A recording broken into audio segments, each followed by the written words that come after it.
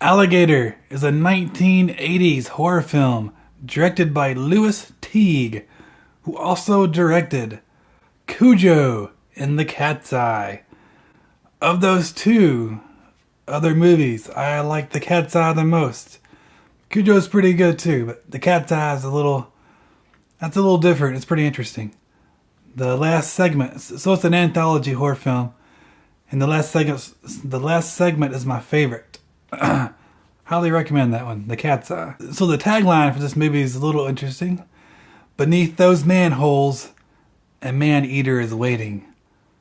I don't think that sounds kind of silly to me. So what's the story? What's the Alligator about?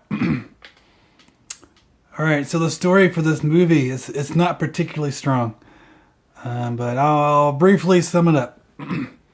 So the movie starts off where we see this guy getting mauled, and it's like this kind of family tourist attraction, and there's some kind of alligator show, but one of the alligators starts eating one of the people. And then there's like this little concession stand area where it's like a tourist shop where they sell little baby alligators. So if you just saw a man getting mauled, would you think, oh, I want to buy one of those as a pet? Well, that's what this family did. So this little girl buys this little alligator. Then they get home sometime later. The dad decides he's going to flush that alligator down the toilet. So there we go. Then we see that little alligator getting flushed down the toilet. And he drops into the sewer.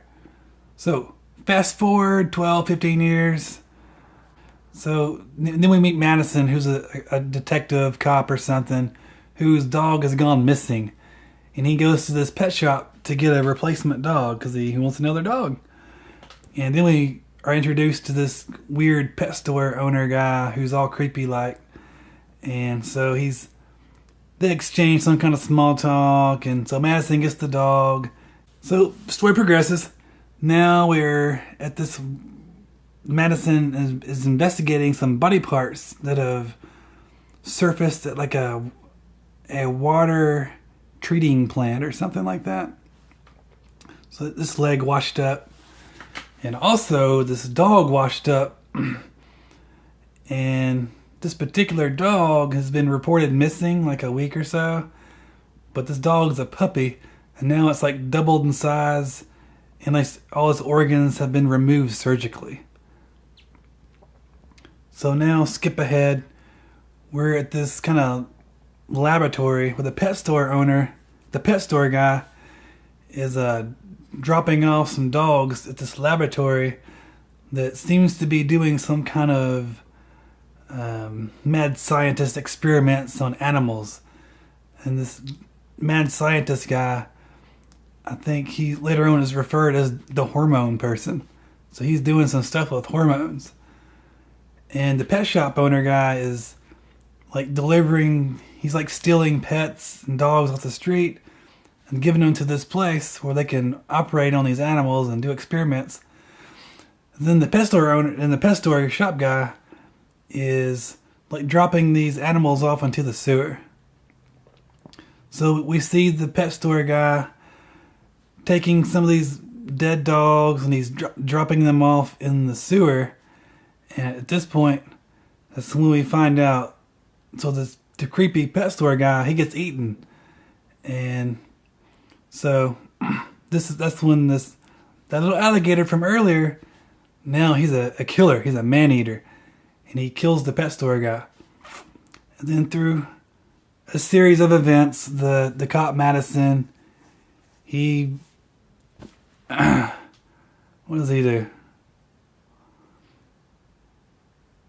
What does he do? So the pet store guy remains. They surface up at the same water treating plant. And Madison, he goes by that laboratory. He just magically appears at that laboratory and questions the mad scientist guy. And then he goes down into the sewers and... Oh my gosh, this is so fucking boring. way too fucking winded an explanation of what this is about. Alright, so what is Alligator about? If I had to explain Alligator, what would I say? Okay, so that's a good question, first off. That's an excellent question. What is Alligator about? I'm going to really just kind of sum it up.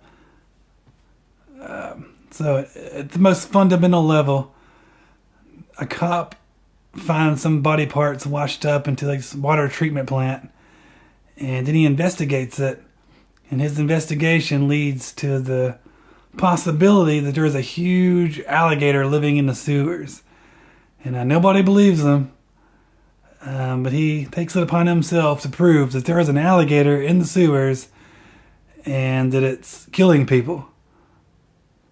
That is the shortest summary I can give of it. And I think it's pretty accurate. There's some more stuff to go on too, but none of it's particularly important. There's this mad scientist who's on the screen for about 3 minutes. There's a love interest of Madison the cop that's pretty stale and boring and bland, and it's really just thrown in there for good measure. But yeah, that's pretty much it. There's an alligator in the sewers living there. It's killing people, and then nobody believes it. Nobody believes it. So what did I like about this movie? Well, I will say the opening is it opens with a punch. There's this family at like some kind of alligator theme park place, and there's some show with alligators, and somebody gets mauled by it, and so it nearly kills them. Maybe it did kill them, I don't know. But there's this family, they see this alligator killing someone, and then they decide to buy a pet alligator for home. That doesn't seem like a good idea, does it? No, it doesn't. So then they get home with this alligator, and Dad gets mad about it for some reason, and he flushes it down the toilet. And that's the alligator that later is in the movie, who grows up to be a big boy. So I like the atmosphere in this movie. I thought it was really good.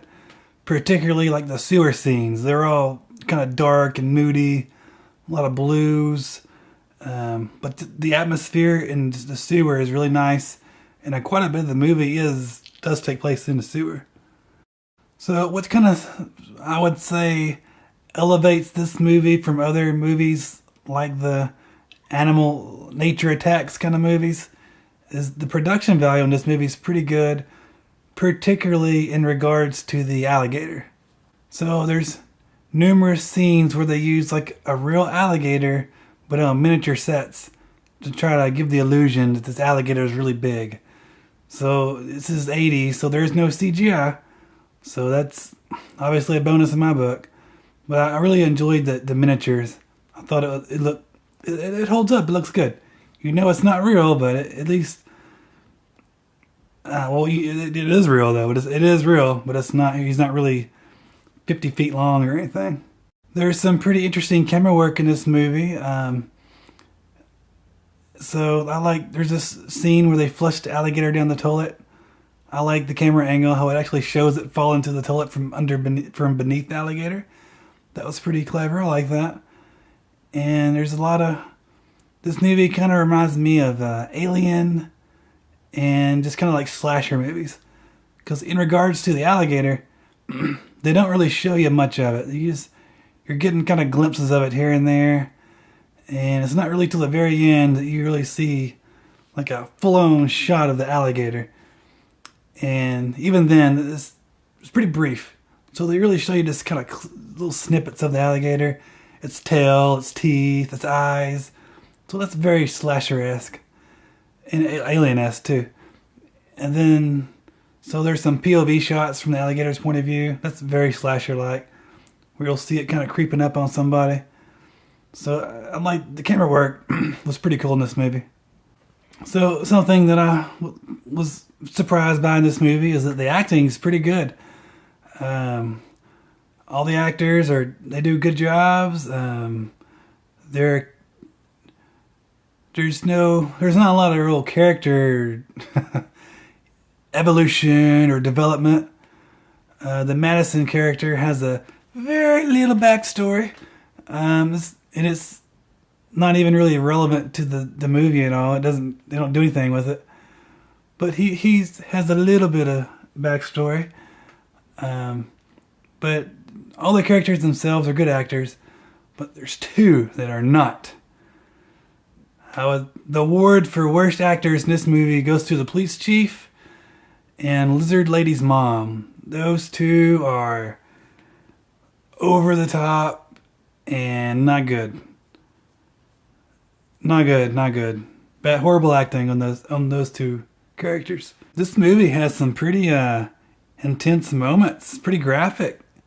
It's not like overly graphic, so it's like a tame kind of graphic, because there's not like a whole lot of blood, or there's not any kind of realistic violence. But there is some pretty intense moments, and it's fun. It's camp. It looks incredibly fake, but very enjoyable to watch, and it's what anyone would really want from a horror film of this nature. It's quite fulfilling, I will say that. There are some fulfilling moments of animals attack. Well, one thing I disliked is I don't really understand why that dad flushes the alligator down the toilet in the beginning of the movie. Because he says something about he found some turds behind the hamper.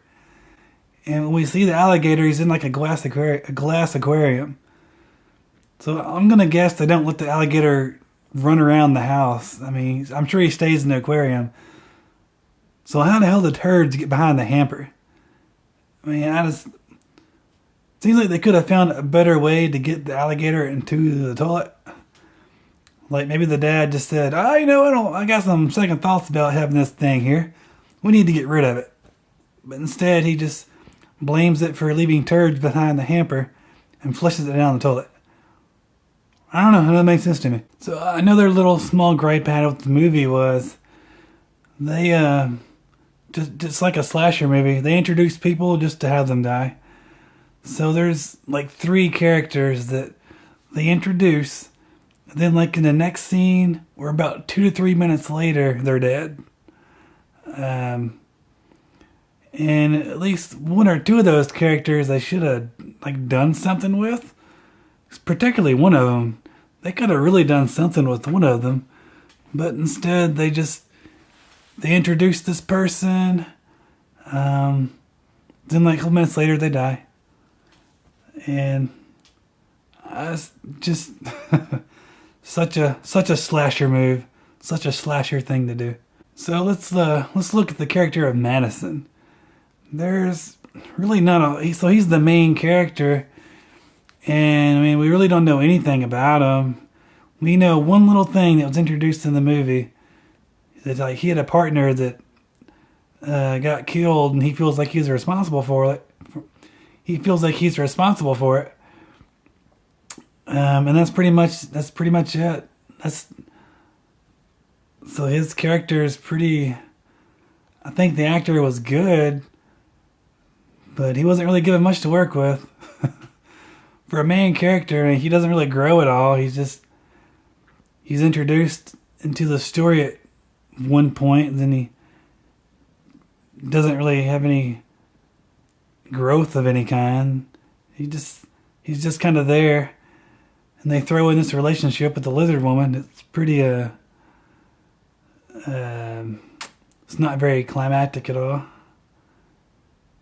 I don't know, just for a main character, he's not very interesting. So another thing I did not like about this movie: 2 actors, Lizard Woman's mom and the police chief. Those 2 characters are quite horrendous. So the lizard mom, she's just over the top, you know. She's just she's in a level all to herself. But the police chief, you see a lot of movies with police chiefs, so that's kind of usually they're kind of the hard ass, and this guy's kind of a mixture of the hard ass. He always needs something. He's kind of needy, and he's like the buddy cop.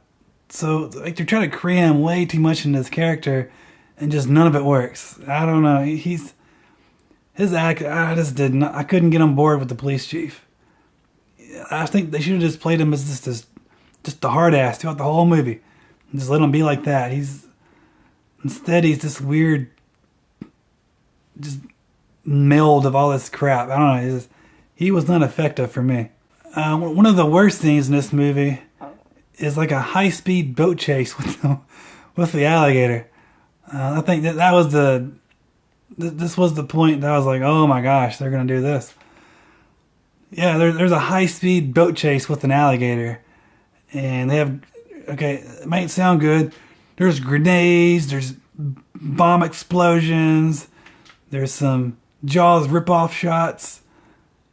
So it's pretty straightforward ripping off Jaws at this particular moment. And I think it's even got some kind of Jaws music going. With the boats theme chase thing, I could have done without all that. So something else I didn't like about this movie is, I guess they're trying to make Madison more of a real person or something, and put some humor in there. But the fact that he's balding keeps coming up. So there's a lot of bald jokes. There's like 4 to 5 of them. Do it once, okay. But then they keep going back to it, and it gets kind of old. So I didn't like the reoccurring bald joke theme. And later on, like the mad scientist boss, he kind of comes up, and he he's pretty over the top too. So I guess he's a bad actor. But he keeps reminding me of Miracle Max from The Princess Bride.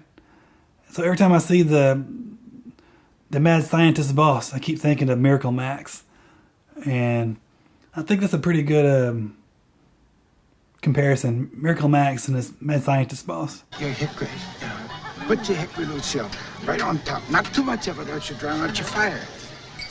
And then that aroma starts. You can smell it. Beautiful. Meat. Except for a nice MLT, mutton, lettuce, and tomato sandwich when the mutton is nice and lean and the tomatoes are ripe. They're so perky. I love that. So this is a spoiler. Spoiler. At the end of the movie, why did the alligator's head explode? I'm pretty sure I saw him put a bomb on the side of the wall, but when you're watching the movie, you can distinctly see the alligator's head exploding. And I would like to know why. Why did the alligator's head explode? I don't know.